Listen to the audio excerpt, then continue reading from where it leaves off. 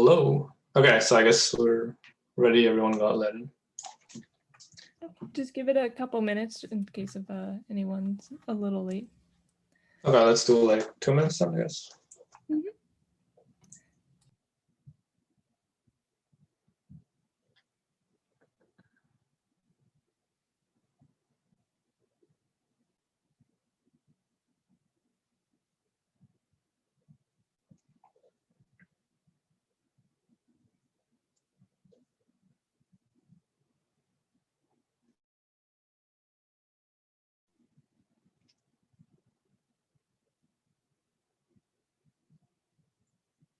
Did we record the previous talks? I think we should have.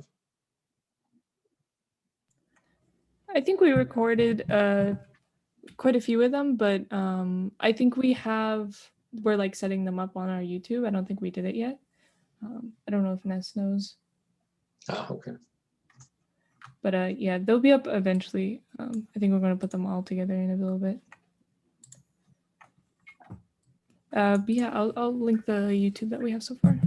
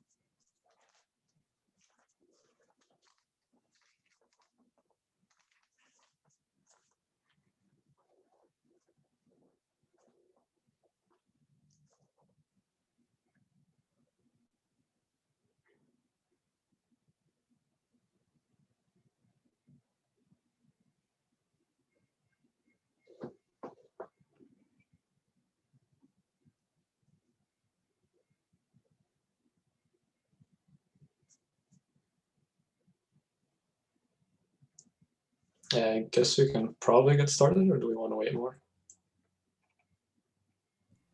You're good to go? Okay. Okay, so welcome to the Intro to Shaders talk.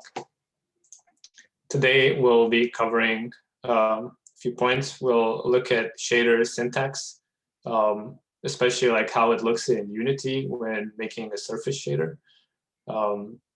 And then we'll look at some shader functions that you can leverage. And these functions are general. They're part of the HLSL, which is a shading language. So they'll generally transfer over to like use in any kind of engine. We'll discuss lighting functions as well. So primarily physically based shading. However, there's many different ways to do lighting. That just depends on kind of what kind of effects you want as an artist. And we'll look at vertex shaders, which allow for manipulation of geometry to create like animation effects. So what are shaders? Essentially, shaders are just computer programs that run on the GPU. They look a lot like the programs that you run for, that you write for CPU usage. However, there's just a bit of differences in syntax and kind of logic that has to be followed. Shaders generally take properties that describe the 3D scene, like geometry, material properties, lighting, And then they operate on those to produce the color of pixels. So generally in a game, whatever you see on your screen is the result of a shader executing some kind of logic based on input. There are also more arbitrary shaders. Things like compute shaders can be used to do general work, maybe physics simulations. So not everything that a shader produces is colors for a screen, but we generally won't go into those since that's kind of out of the scope. So what does a very high-level view of the rendering pipeline look like? Essentially, you have geometry. So let's say our mesh, for example, here. We have some 3D mesh that's made up of triangles, and those triangles are in turn made up of vertices. And so those vertices are basically the input, your geometry input. And then the vertex shader executes some kind of transformation on these vertices. In the most basic level, this transformation can be viewed as, consider the transformation you have in Unity, like literally the basic transform. It has a position, rotation, and scale. This transform actually describes what the vertex shader should do. So if it should in some way like scale the geometry or move it around or such. So the transform you describe here in Unity is then passed to the vertex shader, and at the very basic, it will move around the object in the world based on how you want it. At more higher levels, you can do animation effects or clip the geometry in some way. For animation, wind comes to mind, which we'll look at a bit. The vertices are then assembled into triangles. This is done automatically by the GPU. You don't need to program this. And then similarly, a triangle is rasterized. And rasterization is the process of basically identifying the pixels. So like if your triangle is projected onto the screen, like it takes some space on your screen, like it does here. Rasterization is the process of figuring out which pixels are inside this shape on your screen. So which pixels do we need to color to fill in the shape of the triangle, essentially. And so that's shown on the right here as a rasterized triangle where every block is essentially a pixel. And then the pixel shader runs on each of these pixels and effectively shades them to produce the final color output. Okay. Oh, wrong Unity. So the kind of thing that like a shader you might see in the industry, like something that's higher quality, is maybe something of this sort where we have like a plant and there's some kind of wind animation to it. And the lighting of like, or the shading for this plant is based on some physically based simulation of how light interacts. And we'll get into that. I won't build this from scratch here because that's a bit complicated, but we'll discuss all the components that go into making a shader like this. And then I'll just very quickly go over, like just scroll through the code that comprise this shader so you can kind of see the relationship between the topics we discussed and how a shader like this might work. Okay. So we'll start by creating a brand new shader. I'll go shader, standard surface shader, and I'll call it talk shader. And we can open that up. And so this is what a shader looks like when you just create it right off the bat. So we have some properties here. And these are essentially material properties. So the shader is basically associated to a material. It's effectively describing a material. And when I say material, I literally mean a material in the real world sense. So like the material of your table might be wood. So our shader might want to describe wood, for example. So we have some properties here. And these properties are basically just declarations for our shader. So let's quickly make a new material. So I'll go create material, talk material. And then my shader will be, it'll fall under custom and then talk shader. So if I look on the side, oh, okay. 1 second, sorry, this Zoom thing is getting in the way. If I look on the side, there's essentially the properties I described. So our color, our texture, smoothness, and metallic. These are the 4 properties. So when you define a property in a Unity shader, you kind of state what type of property it is. So the color property in this case was of type color, which means that there are 4 components, R, G, B, A. So when you declare a color property, you basically get a property that you can control with this kind of user interface where you define a color. For a texture, you declare it by calling it 2D. So it's a 2-dimensional texture. And white just means that it's effectively a color texture. I know that's a bit unintuitive, but there are different kinds of textures that we'll go into later. So that basically defines a property like this one, where I can select a texture to place. And then glossiness and metallic are just 2 floats, and they effectively range between 0 and 1. So when you describe a property as range 0, 1, you're just getting a slider to describe the property, like we have here. Okay. Once you type subshader, it basically begins like your shader description. So these were properties of the shader. Now we talk about like the shader itself. So tags are just, it basically describes what kind of material, like is the material opaque or is it maybe a transparent material?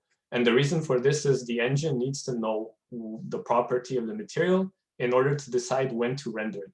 You could imagine if you have some transparent materials and opaque materials that you might want to render everything that's opaque first, so that if you have something transparent like a window, you already have the information of how to see through the window. If you render the window first and you haven't rendered the opaque stuff, then like the GPU won't know how to shade in where the window is supposed to be because it doesn't know what you see through the window.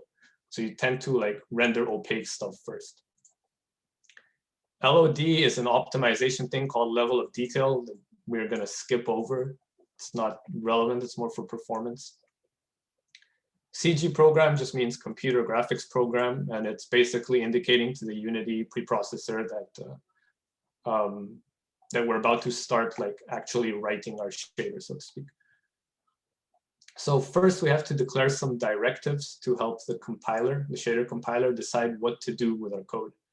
So for example, here, like if I look at the actual code for a moment, I just have a singular function here, right? It just says void surf, take some input.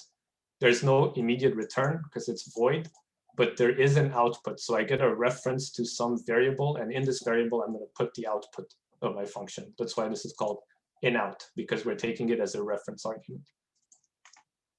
So how do I use this surf function to do work? Essentially, I need to declare to the compiler that I'm going to have a surface shader called surf. So here my function name is surf, and this indicates that this surf function is indeed the surface shader. And then the third word here, standard, basically talks about the lighting model.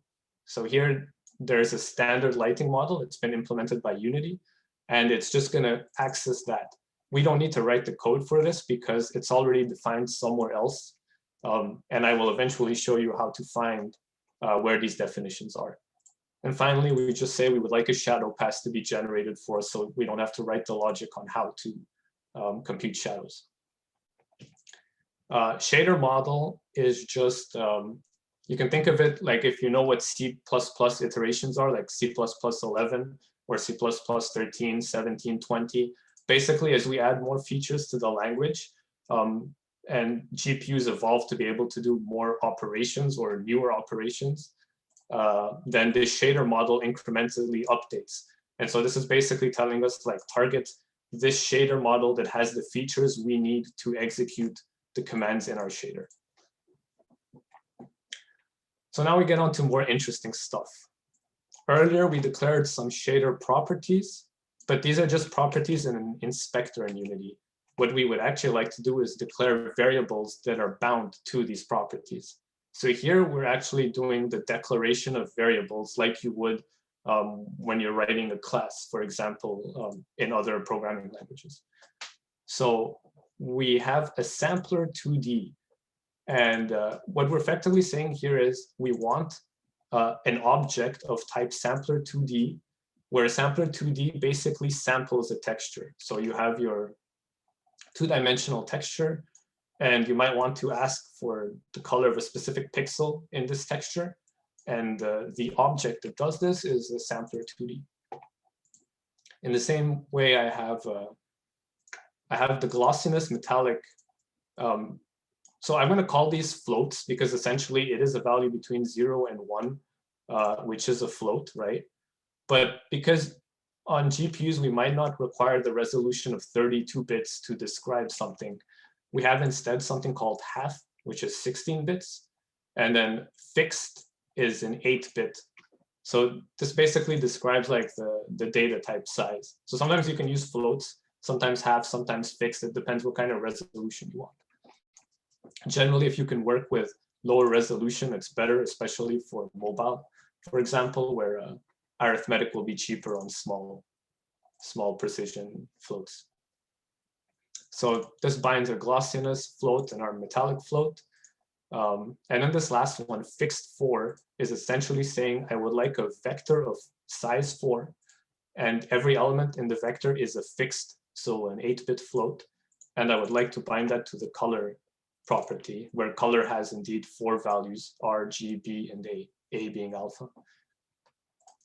And then one more thing that is key is this structure defined here called input, which is just saying like my surface shader is going to have an input, and the structure of that input is everything I declare in here. And as you write more advanced shaders, you will want to fill this out with more elaborate things. So this kind of covers like some basics. So let's talk about, I guess let's first insert a texture and see what happens to our material. So this is our material. I'll add some texture. Let's make it the actual texture we intend to use. And we'll see off the bat that we have basically the texture is just wrapped around the sphere. Okay. For more elaborate like ways to wrap the texture around the geometry, we have something called UV mapping. UV mapping is the idea that you create some geometry that has is comprised of a bunch of vertices, and then every vertex maps to a target pixel in a texture. So on the left, you see this final result of like whatever the rendered human, but in order to color this with the skin, the pants, the shirt, whatever, an artist basically had to produce a texture, 2D texture. And in this texture, we basically just have the value, the color value of every pixel, of every vertex, sorry, not pixel, but vertex. So maybe like a vertex on the arm will map to some skin pixel, like the color of skin on the UV map. And so the UV coordinates that index into our texture, so U being the horizontal and V being the vertical axis, the UV coordinates are basically a property of a vertex, as I said. And so they're passed into the surface shader as input. So some magic is happening here behind the scenes that Unity is finding out the UV here, the UV coordinates of our pixel based on the vertex that the pixel was rasterized from, or the triangle. And then given those UV coordinates, we can access the texture. So here I say, I would like to sample the main texture with the UV coordinates that are associated with this pixel. And then once I have the texture sample, I would like to modify it by the color property, which in this case, we had it as just white, so it does nothing. Sorry. And that basically, we stored that into a value called C. And now we can start just doing some work with all this. The first thing I would like to do before discussing what any of these properties are is to talk about something called alpha clipping. So let's go back to our texture here. And I can't click on alpha because of Zoom. Okay. Our texture has an RGB channel, red, green, blue. Those are the colors you see. But there's also an alpha channel. And this alpha channel is grayscale, so between black and white.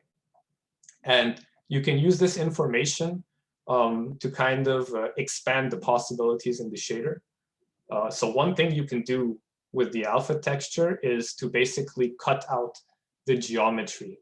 So if you look at this leaf, it's very, like it's a very high resolution, a very refined shape. Describing this purely through geometry would be very complicated. And if you look at our mesh here, it's very blocky, right? Like this is not the shape of a leaf at all. So alpha clipping will essentially allow us to kind of drop pixels from this shape in order to make a much more refined outline. And we can implement that now. So you call the clip command, and then you can just do like, well, for starters, I'll show you that if you insert a negative value into here, everything is clipped. And that means like all the pixels are just dropped. So if you look at the material here, it's blank, there's nothing. But if I insert a positive value, any positive value, then it's all back. So this is basically a constant step function. Anything that's negative will cause the pixel to clip. So I can say, take the alpha channel of the sample from the texture, and then if it's smaller than 0.5, clip it. And suddenly we have this nice outline of leaves. And getting this kind of shape would be very hard through pure geometry. So this is a very handy tool. So that starts with clipping. The next thing we would like to introduce is probably the idea of normal mapping. So this is a very powerful feature when writing shaders, which is essentially, again, as I keep, like this is a constant theme, that the geometry is very low resolution, right? Like there's not many triangles here. The triangles form blocky shapes. They are not smoothly varying. And there are way more pixels on the screen, like the screen has like several million pixels, right? So we need higher frequency variance of the geometry, and rather than add more triangles, which would be too costly, we have a technique called normal mapping that allows us to define the surface of an object. So consider on the top right to this picture, there's like a bendy plane, and all these blue arrows are normals. So for those who don't know, when I'm saying normal here, I'm talking about a vector in 3D space. And this vector is perpendicular to the plane local at a point. And so a plane local to the point can be a single square. So one of these squares in the top right picture here, that would be like a plane that is local to the point, where the orientation of these planes changes at every point. And then the normal is just perpendicular to that plane and is described by those blue arrows. So intuitively, you can kind of see how these blue arrows change across the surface. But now let's look at something like a wall. In a game, you might express a wall by just putting a plane, like you just use a simple quad for a wall. But what if you want to show the outline of all the bricks in the wall? You don't really want to do this with triangles because it's too costly. So instead, you can have a normal map, like the one on the left here. And this normal map basically encodes how to modify the normal vector at every point. And by doing this, we can kind of simulate, we can kind of mimic the impact of very high frequency changes in the geometry. So you can see without normal mapping, this image on the left here, it looks really flat. Like the lighting just looks wrong. You can tell they're bricks, but it looks like someone made a wallpaper that is supposed to look like bricks, but that it's not actually bricks, it's just a wallpaper. But when you add normal mapping, it starts to actually look more like what you intended to look like.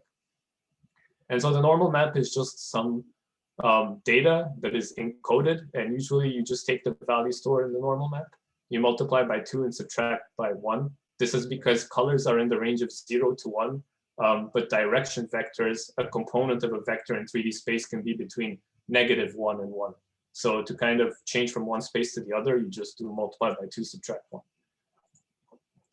So let's add a normal map to our basic shader here. I'm going to copy some code because I honestly don't memorize stuff like this. It's just, not only do I not write shaders every day, memorizing all this stuff is a bit pointless. So I'll take the declaration of a normal map and just add it. we can ignore this no scale, no offset. I don't want to get into the details of that. I can even just erase it, I think, but it's fine there. Notice here how the texture type is not white, but it's bump instead. This means that we have a normal map and it should be interpreted differently. So I basically made a material property, but I need a declaration of the variable. So I will come here and take a sampler and paste that in. So now I have a sampler for the normal map. And then we can actually sample this texture. Now I'm going to copy that code as well because it's just easier. So I come to the code here and I insert, I want the normal equal to, and then I call the unpack normal function, which is given to me by Unity. It does that whole multiply by 2 subtract 1 business, as well as some texture compression stuff. And yeah, basically I sample it with the same UV coordinates. So let's try and use this. So I will put in the output o.normal is equal to base normal. And let's see if this does anything. Hopefully it doesn't break. Oh. So here I can insert a normal map. Okay, so some stuff happened, but it's probably not very clear at all, the impact of the normal map. So instead I'll look at a different material just to quickly show you. This is just a basic sphere. And then when I add a normal map to it, which is the same one I added earlier, you suddenly get like more high detail kind of shape outlines. So this is basically how the light is interacting with all these modified normals across the surface. It is way more apparent on a basic sphere because there's no coloring, so there's nothing else to draw your attention away from it. But it is indeed working on this material as well. And the impact of it is not so immediately obvious, but would be if I had more elaborate lighting in an actual scene. Are there any questions about normal mapping?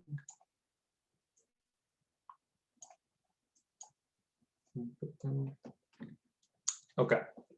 If not, then all good. Okay.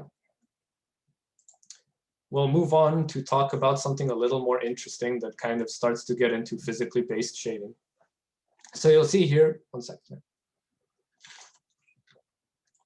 You'll see here that there are two variables that I have access to, which is metallic and glossiness. These are basically parameters of the material that describe like physically how this material looks. So metallic is kind of intuitive. It's for metals, and smoothness basically describes how rough a material is. So we'll get a bit into detail on these ones. Really quickly, if we take a look at Unity, you'll see that there's two different kinds of shaders that they have for their standard shader. They have a standard specular. Sorry, they have a standard, which is metallic, and they have a standard specular. Okay, so the difference between these two shaders is just that the standard has this metallic property, and standard specular has a specular property instead of metallic. That's like the primary difference between these two. So let's talk a bit what these actually mean physically, when you might want to use one versus the other. So metals, in real life, the color of the metal, the reason why it looks the way it does is light basically hits the metal, and then some of it is reflected, but not all of it. The light that is reflected off a metal is tinted in some way. And this is because metals have the ability to absorb certain wavelengths of the light. Okay, this property is unique to metals, however. When we're talking about light that just immediately reflects out, only metals can absorb some of it. But on the other hand, non-metals, like plastic, for example, immediately reflect all the light that is in, well, they do not modify the light when they reflect it. They don't reflect all the light. Some of the light is absorbed and undergoes other physical phenomena that we'll describe, but the part of the light that is reflected as is. So if white light hits a non-metal, it will be reflected as white light. Whereas if white light hits a metal, like gold, for example, it will be reflected in that yellowish color that you are familiar with that describes gold. So in essence, these two materials in Unity kind of follow the same concept. So like, for example, here for metal, the metallic property is just a float between 0 and 1. And this is because metals always reflect light based on their own property. So if you describe a gold metal with like you'll describe gold using the albedo, for example. Oh my bad. Okay. Why is this not working? The metallic property will always dictate how much is reflected, where the wavelengths are absorbed based on the albedo property. But for standard specular, this is not the case. You can actually define specular as a different color than the albedo. And that's why it is a color property in this shader. This is kind of a cheat, however, because if we come back to what I said here, I said that non-metals always reflect light as is. And what I mean by that is a certain percentage of the light, say 10% of the light is reflected, 90% is absorbed. That 10% should just be a 0.1 on a specular slider. And yet instead Unity gives us a color. This color choice is more for artistic freedom.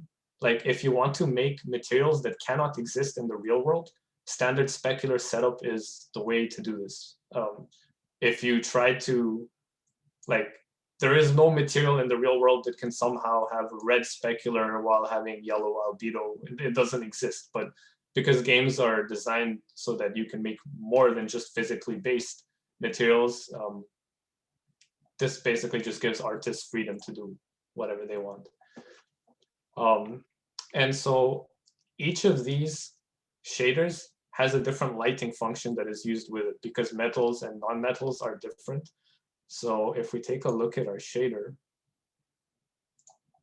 here, we basically said that our lighting function is called standard. So if I copy this standard and we want to like figure out what this lighting function is, like if you were using Unity right now, you kind of want to know what it's doing, right? The lighting function is not declared in this shader.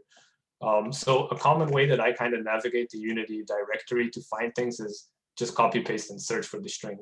So for example, maybe this surface output standard, this struct, I figured this struct might lead us to the lighting function. So if I run a search, find in files of this string, and I search in the Unity directory of computer graphic includes, which has all their kind of inbuilt shaders, I do a find all. And then here I see that, there's a definition for this struct and it's here. So for the metallic workflow in the file Unity PBS lighting, physically based shading lighting, we have this struct and it uses metallic, and then it runs this lighting function called lighting standard. And when in our shader, when we declare standard here, we're actually referencing this function. So Unity knows at the moment I wrote standard here, I'm using this function here. But maybe I don't want to use the metallic workflow because I'm making a plant shader and the plant is not metal. So we want to use the specular workflow instead. So here I would go surface output standard specular. This is the struct that I want instead. And similarly, this here is the lighting function that I want instead. So I replace the lighting function in the pragma, and I similarly replace the input structure for my surface shader. And now instead, I will have access to this function that works under the assumption that my material is not a metal. And so a few more changes we need to do is we don't need metallic, right?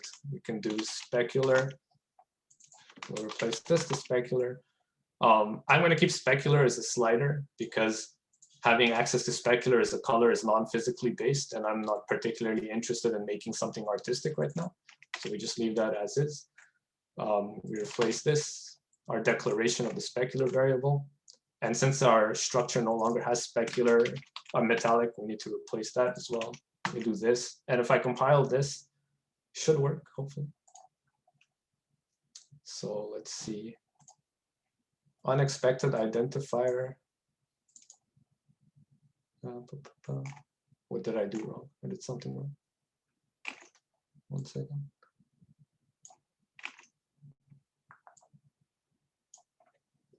Oh, I'm not meant to have lighting here. I copy pasted too much stuff. It's just standard specular, I think. Sometimes these errors in compiling are very cryptic. Like it was telling me that my structure was wrong and was asking me about samplers, but in reality, my pragma was where the issue was. It's that one is just more down to experience, I guess. Okay, so we've effectively switched this basic shader to a specular workflow instead of being a metallic workflow, which is more in line with what we wanted to have. Yeah, I mean, I don't know what the lighting function behind the scenes is doing and why it changes. I guess this makes sense though. I said that if something is entirely specular, it will reflect light as is. And since the light incoming is white, it's reflecting purely white. So I suppose this makes sense, I think. Okay, so we'll just leave that be for now. There's one other property for physically based shading that I haven't covered yet, which is the smoothness parameter. Essentially, while to the human eye, surfaces are relatively smooth, like a macro surface. So like your table, if you look at your table, it looks flat, right? You touch it, it feels flat. You look at it, it feels flat. As far as you're concerned, it's flat. That's what we call the macro surface. But in reality, if you were to get a microscope and look at your table through a microscope, you'd see that there's actually a lot of grooves and bumps, and that the surface is a lot more rough under the microscope. And we call that the microsurface. And so smoothness is basically a parameter that describes how similar the microsurface is to the macrosurface. So if my macrosurface is just saying it's flat with a normal pointing up, if I say that smoothness is 1, then it means that my microsurface is also just flat, exactly the same as my macro. But if I start to say that smoothness is very low, the material is rough, then I get all these different bumps. And every bump has its own normal, indicated by the red normal here on the right image.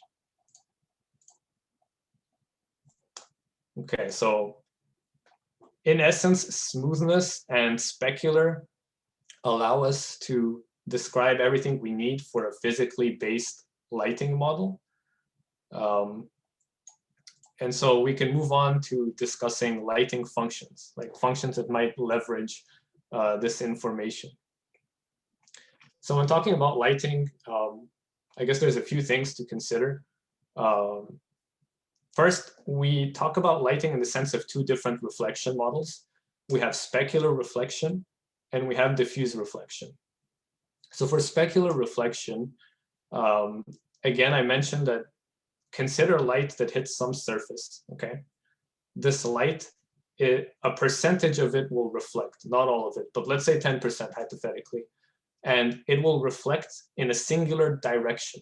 The reflection direction is perfectly based on the normal of the surface that it hits. So if we look here at this micro facet, we see if light, which is the yellow arrow, comes in, for a red arrow, we get light reflected perfectly in the blue arrow, right? Like there's an exact relationship here, and it goes in a singular direction. So similarly, if we look at the lighting function here, we see incident light is coming in, and then the blue arrow indicates specular reflection. So typically specular reflection is reflection that occurs in a very small set of directions. And so if we look on the right here, these two spheres have specular highlights that are indicated by the white circle, right? These specular highlights are the result of this highly concentrated reflection of light within a very small area or a very small set of directions. On the other hand, we have a bunch of more lower detail, like smoother shading, and this is called diffuse reflection. So if you look at the 2 spheres here, then the grayish color that is kind of showing off is the diffuse reflection. And similarly here for this yellow sphere or golden sphere, you have your white specular highlight in the center. It's very concentrated energy in a small set of directions. And then across all the rest of the directions, you have this diffuse reflection. And it's basically based on a material property called the albedo, which was in our basic shader. So if you see here, our output.albedo is defined as the RGB color of our texture modulated by our color.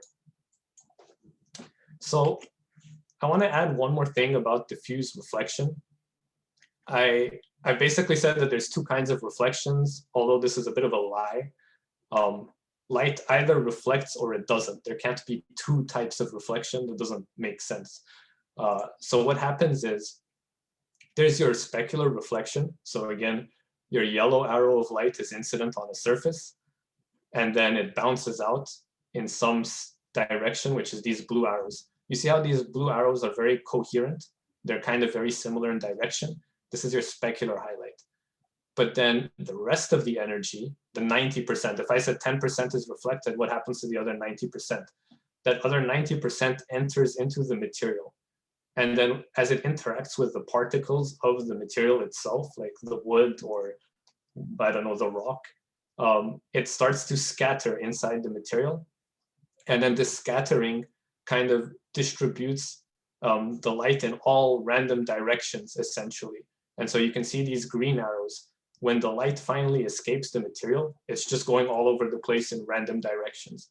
This nature of all the light kind of diffusing into random directions is what we label as the diffuse reflection. It's not truly reflection, but it is like the result of the light scattering inside the material before it escapes. But we don't want to like model this very complex physical phenomena when we're doing real-time rendering in games. So we do something trivial like divide the light by pi. So 1 over pi is called Lambertian reflection. So the diffuse is generally 1 over pi, where you can see like it's just being scattered over a circle. Okay. So maybe we can write some custom lighting functions here to kind of see what it means to make a lighting function in Unity, because at the moment I have a bunch of material properties. All my surface shader has done is just build the properties of the material into a struct called surface output standard specular. But I need to use this data to actually do something of interest with it. So here I'll refer to the Unity documentations a bit.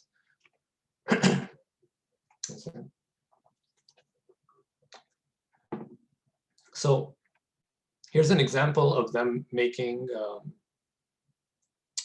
a lighting function. So they have lighting simple Lambert, which is what I was talking about, the Lambertian lighting function. And they take the normal of the geometry, they take the light direction, and then they take the dot product of the normal and the light direction. So this is basically a way to, like, based on the direction at which the light hits the surface, we would like to modulate the color a bit. So we can see that a bit here. I can't change it. This is not a good example. Maybe here. You see how the top left-hand side is of a lighter color and the bottom right-hand side is a darker color. This is because of the normal of the surface. The dot product of the normal with the lighting direction, which you can consider as coming from the top left here. It's 1, like, or close to 1 at the top of the sphere, to the top left, and it slowly gets closer to 0 and 0 as it gets darker. And so the backside of the sphere is lit purely by, like, indirect illumination and not from the light source itself. Whereas if I rotate around here, the light is hitting this side of the sphere where the normal aligns with the light direction. My idea was not to, like, delve too much into the details of all the different lighting functions, like, in detail, so I don't really want to go further into this.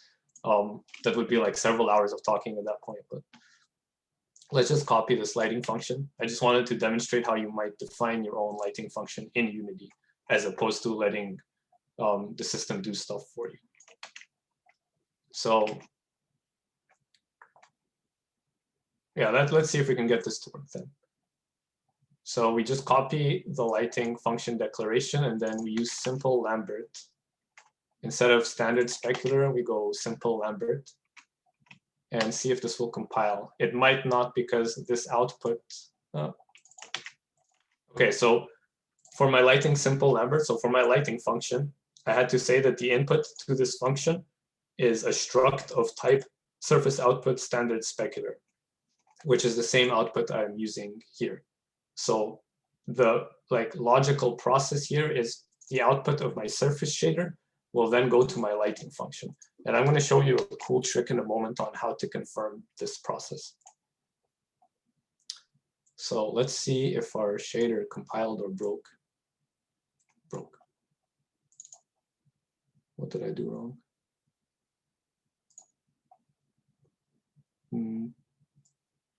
Perhaps this is not compatible.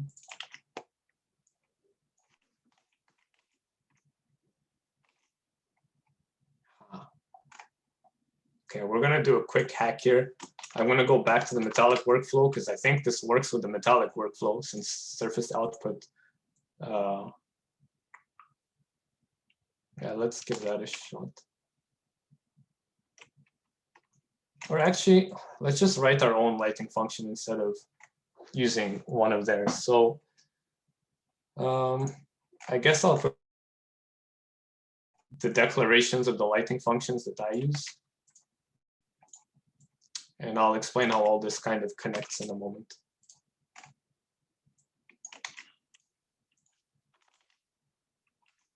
As long as it actually does compile.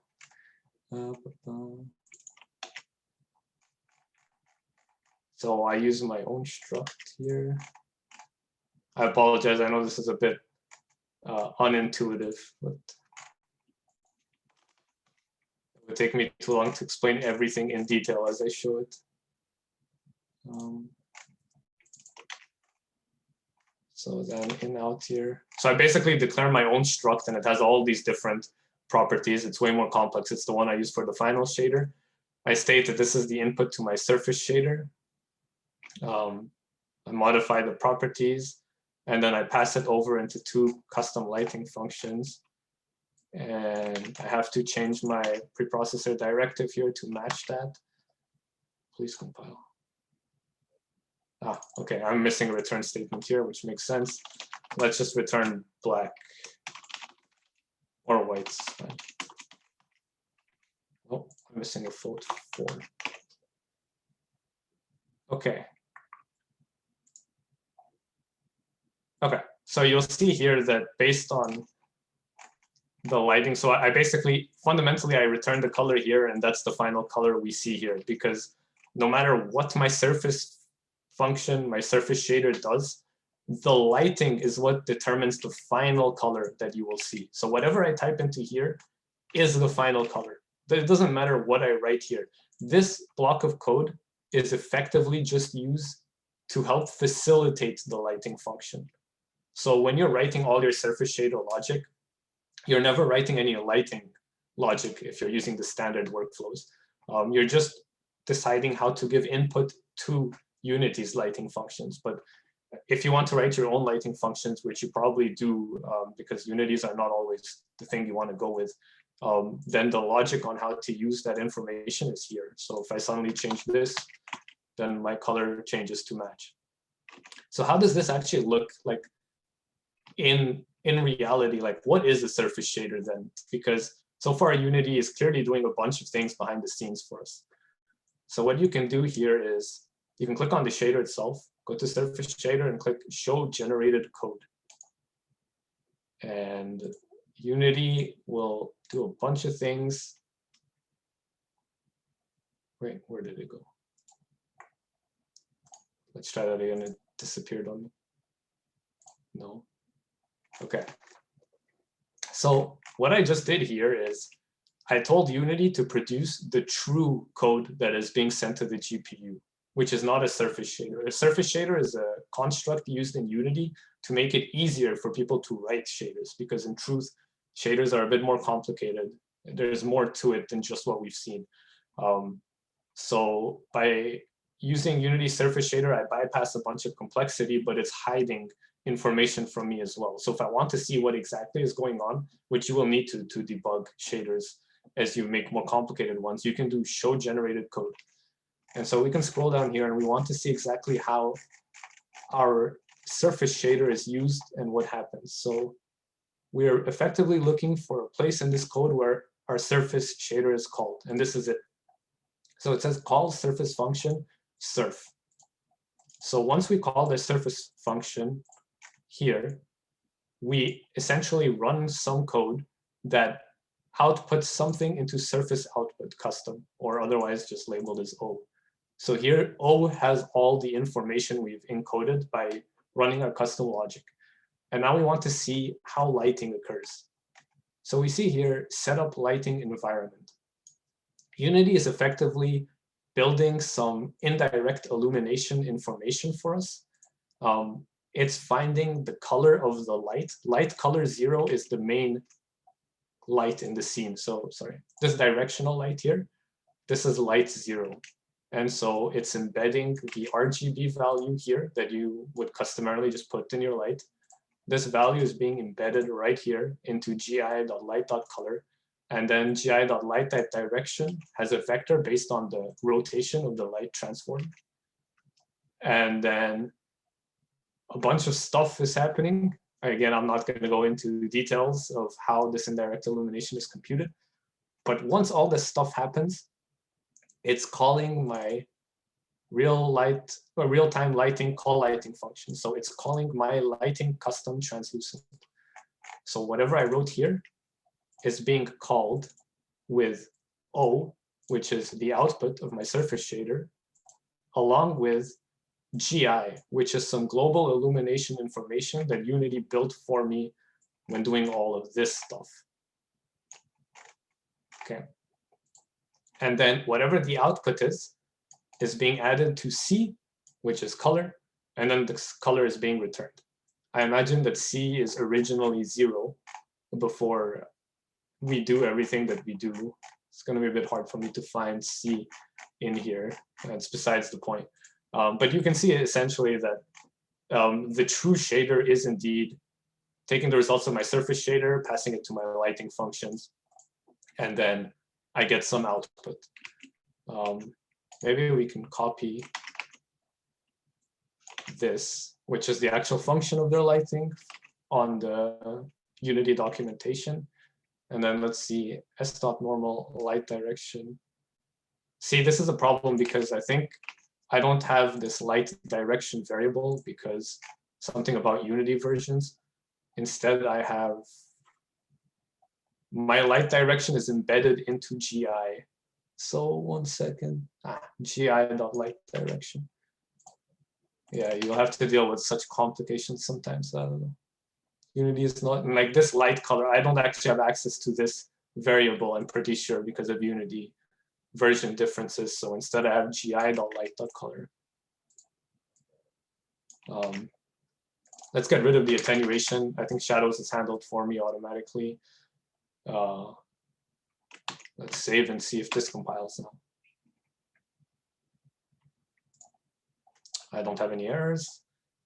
And indeed, yes, you'll see that similar to this sphere, where some of it is dark, some of it is bright because of the dot product of the normal and the light direction, we have the same here. The backside of the sphere is dark, and then the front side is light based on where the light is hitting it. So that lighting function works, and that's a very basic lighting function. Finally, we might want to add a vertex shader, since I didn't mention those yet. And that's important for wind animation. So how do you do that in Unity? So you come to where you declared your surface function in the pragma here, surface shader, sorry. And you also declare a vertex function, so vertex vert. So I can just put this, add it here. And now I'm saying that there's also a vertex shader somewhere in this block of code, and its name is vert. And if we copy this vertex shader, I don't know, just put it here, should be fine. So we're saying that our vertex shader, again, is taking some struct called appDataFull. If you're wondering what appDataFull is, no problem, copy, find in files, appDataFull, search. And now somewhere in this list is indeed a declaration. It was in Unity CG. And this is that struct. And we see that we have a vertex, position, tangent, normal, some other data. we're mainly interested, I guess, in vertex position so that we can modify the vertex. So maybe I'll do like, let's say that, so this statement is saying take the vertex position XYZ and then move the vertex along the normal by a distance of 5. So v dot normal is a vector, and then we want to have a magnitude of 5 for our movement. And so this should indeed move the vector. So then, oops. If we go here, okay, I guess that broke maybe because the vertices are now off screen. Let's try adding a plane, and just for fun, adding our material to this plane. Well, this isn't particularly interesting because what happened here is the normal of the plane is just the y-axis. So my vertex shader has literally just transformed all the vertices up by 5, which is, you know, not very interesting. Similarly, if I put it back to 1, it's just a bit above 0. Maybe really quickly we can try and make the vertex position a function of time, but then I need access to the time variable. So let me see if I can get that. Built-in shader variables, so documentation always helpful. Times measured. Don't know if I'm going to be able to do this correctly, but let's say hypothetically I use cosine of time. Maybe this will get it to move. Maybe it'll break. It didn't break, I don't think. So this is a valid shader. Okay, so I guess for time animation, I need to enter play mode. And we'll see that indeed, like the entire plane is moving as a function of time, going up and down. Well, going down. I'm not sure why it's not going back up. It will now. I guess the period of the cosine is, well, I don't know how many seconds the period is, but you can see that indeed the plane is going up and down as a function of time. It's just a shame that a plane is not a particularly interesting shape. Maybe I can do a sphere really quickly. Kind of running out of time here a bit. Where's my material?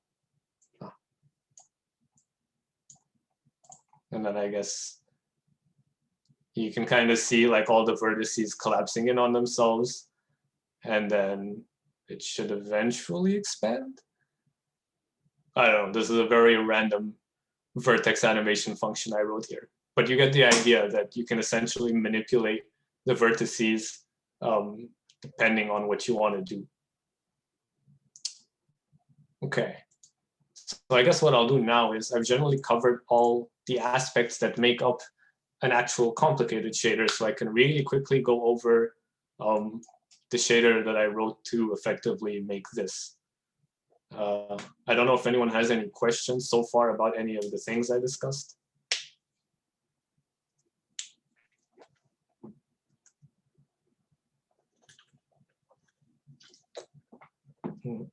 Since I don't see any questions in the chat, I'll assume that we're generally okay. Okay. So to make this plant, the material I used is this. Things around on the screen. So there's a lot more material properties here because there's a lot more going on. But what it comes down to is I have the texture for my leaves that describes the albedo of the material. Remember, for our diffuse reflection. It also has the alpha for our clipping to describe like how to drop the pixels and form the nice leaf shape that we like. We've got the alpha cutoff. Like, I guess I can demonstrate that here because it's a slider. You can see how the plant gets like thicker or thinner as I use the slider. Because the alpha channel is not 0 or 1, it is some value in between 0 and 1 made by the artist who made the texture. So I can kind of choose how thin to make it or such.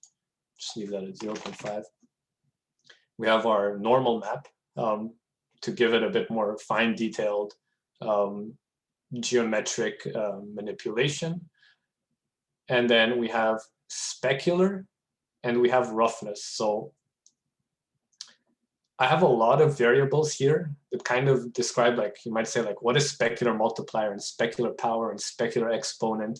And the idea is just that you want to kind of give artists a lot of control over the appearance of a material. So in this case, I have a function that takes, oh, this is the wrong. I have a function that says compute specular and smoothness, and it takes all this information of all the properties, and then it calls this function, which I think is here. And it basically decides some stuff, like based on the view direction, based on certain values. So one thing I never got to mention was that a mesh can have other information in it. It's not just like the position of the vertices and so on. So if I go to the foliage shader here, this structure input is, actually, no, not this one. It was here. This app data full, it describes all the information you can have specific to a vertex. And I said you can have position and normal. These two are intuitive. But there are other things, like there's color here. And you can basically say that a vertex has a certain color. And you also have access to these for text coord 1, text coord 2, text coord 3. And essentially, you can store any data in here whatsoever that you want. And you might ask, well, Jack, what kind of data would you really care about storing? And that's where I can maybe introduce wind animation. So for the wind, you might want like the tip of the leaf to move more than the base of the plant, right? That makes sense. Like if it's a lighter part of the leaf, it's going to move less. But how do you describe this? Like, how does an artist encode this information in the mesh? Well, we can take advantage of all that extra space for information in a vertex. And basically, an artist can paint the tip of the leaf here with a small value, or sorry, a large value like 0.9, and then the center of the plant with 0.1. Then when you're running your wind animation, you can say the strength of how much this part of the object is moved by the wind depends on that value. Unfortunately, I don't have a good way to demonstrate this. Like Unity doesn't give me the tools, I think, to show vertex values that are not position and tangent. But you can imagine that an artist could trivially do this if you make software for them. And most game studios have their own, yeah, kind of like wave painting, exactly. Most studios will have tools to do this for their artists. So that's one example of something you could do with the vertex information. It might take me too long to find in code where I do this, but yeah, I'm not going to get too much detail into the wind function because it's complicated. But in the similar vein, like the wind here is very sophisticated. Like it's not just a function of time. You see, like if I play the animation back, you'll see that like sometimes it's slow and then it will start to pick up a bit and then the movement will be more violent. Wait, let me see if it will get there. So this shaking is a bit more pronounced than the earlier shaking. And so obviously, if you want to actually simulate a real world, you don't want a very simple sinusoidal wind function because someone staring at the plant for like 3 seconds is going to figure out what's going on. But if there's a lot more variance like this, then it becomes more interesting. And variance like this, which is maybe essentially noise, you could classify it as noise, you can add stuff like that by using textures. So textures aren't always just for color information. You can just put random information like this. This texture is essentially a mask.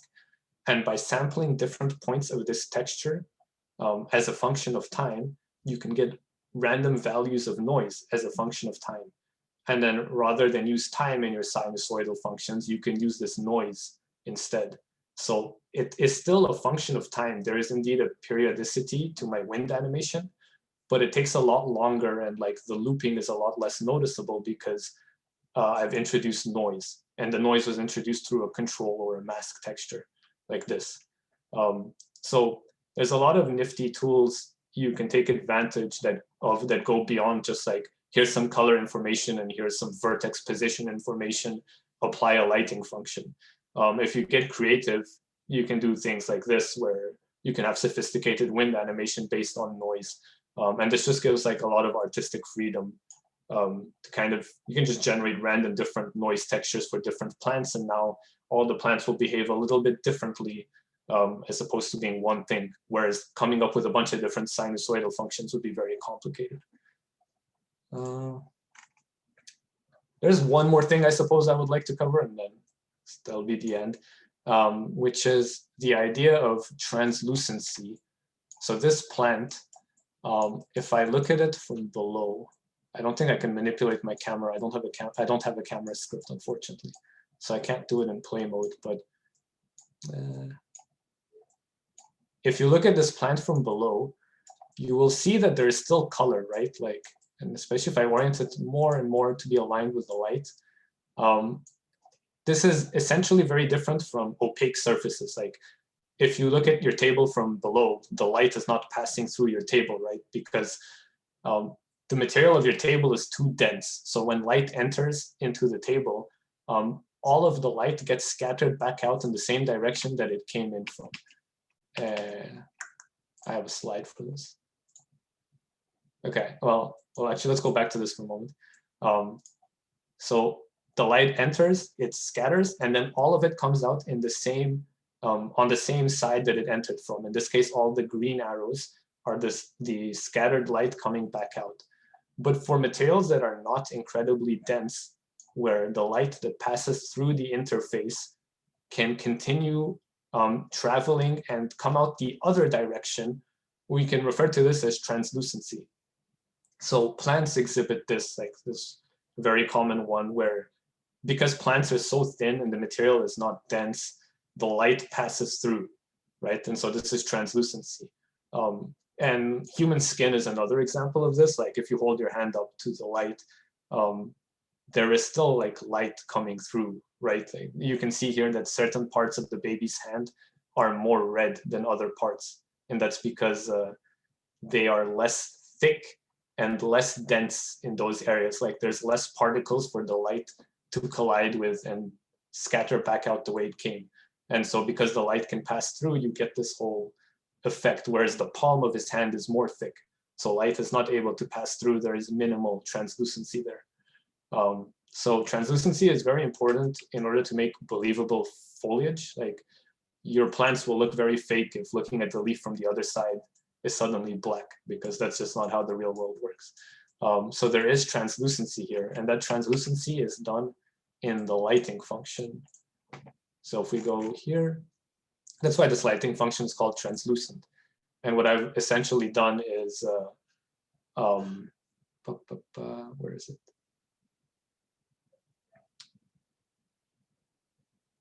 I have a function here called shading two-sided, and it takes the normal. And if the normal is pointing opposite to the light, normally the n.l term would be 0, right? Like if the normal is not aligned with the light direction, this becomes 0, the dot product. But for the case of translucent lighting, we're actually looking for negative dot products. And if there is a negative dot product, then we apply some other lighting function called subsurface shading, which instead computes this translucency. So the lighting that you see from behind the plant is not computed in the same way as the lighting you see from in front of the plant. And indeed, this is correct because this has way stronger specular highlights than if I were to look at the plant from below, right? And we have like a slider where we can kind of control this translucency a bit. You basically want to always expose as many material properties to the artist as possible to give them the freedom to express all sorts of things.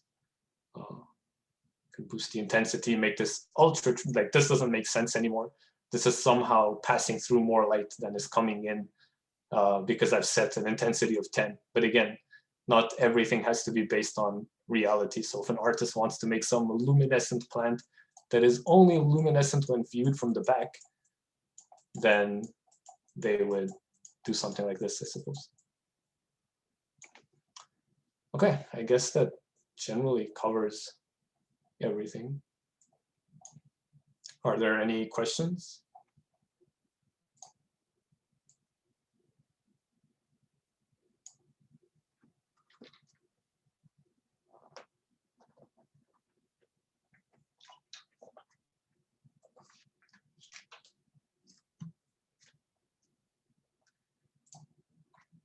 I'll wait like a minute in case someone is typing something.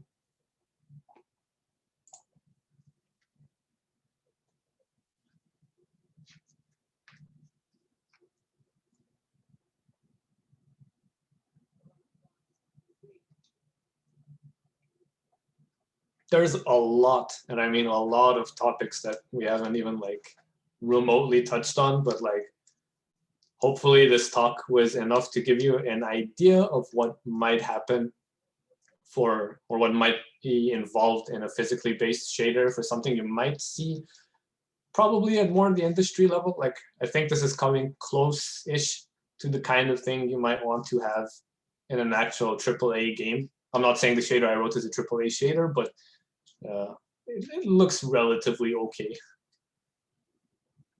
How did you learn all this? And beyond shaders, how did you learn how to use Unity? How did I learn all this? For general like shader development, the documentation is fairly good, and then just general videos like Brackeys is not bad. Cat-like Coding has a really good tutorial on just writing shaders. So if we're talking about like what is the syntax, how do I get the shader to do the thing I want it to do, then Cat-like Coding has a really good tutorial. I can maybe link in a moment, or someone can link if they know what I'm talking about.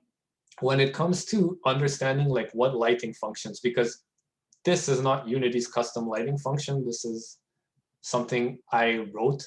Emphasis on I wrote, I didn't invent.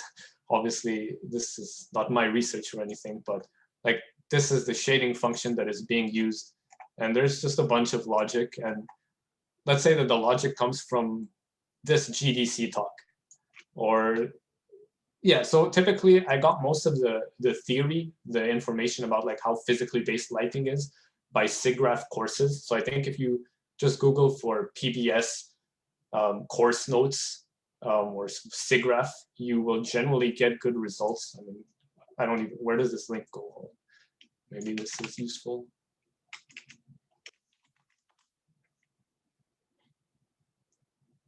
So, okay, I don't know, my PDF viewer has been acting up, but for example, this might have information for PBR stuff. But so the point I'm trying to get across is there's two different avenues of learning you have to kind of go through. One is like writing the shading, which is like learning how to write software, right? The other is like learning what it is you want to write. This is more embedded in the physical nature of things. And even if you don't want to do physically based shading, if you want to do like certain artistic effects, you still need to learn about like vectors, dot products, transformations, things like that. I think university teaches you some of that, and then the more specifics you'll just have to Google. But for the most part, yeah, this was all self-taught. Like there was no single source, I suppose. It was just over the course of like a bunch of time and curiosity.